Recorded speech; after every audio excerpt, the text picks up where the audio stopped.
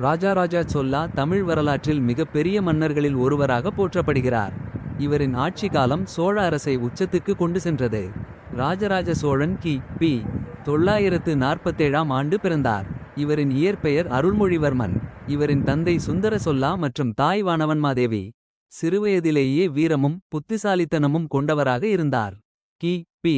985ஆம் ஆண்டு ராஜராஜ சோழன் சிங்காசனமேறினார். அவரது ஆட்சியில் சோழப் பேரரசு மிகப்பெரியதாக விரிந்தது. தென்னிந்தியா முழுவதும் இலங்கை, ஸ்ரீலங்கா மற்றும் கடல்வழி பகுதிகள் கைப்பற்றப்பட்டன. சக்திவாய்ந்த கடற்படை உருவாக்கப்பட்டது. ராஜராஜ சோழன் பல முக்கியமான போர்களில் வெற்றி பெற்றார். இலங்கை மீது படையெடுத்து அதன் பெரும்பகுதியை கைப்பற்றினார்.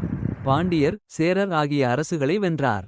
கடல் கடந்து வாணிபமும் ஆட்சியும் விரிவடைந்தது. ராஜராஜ சோழனின் மிகப்பெரிய சாதனை.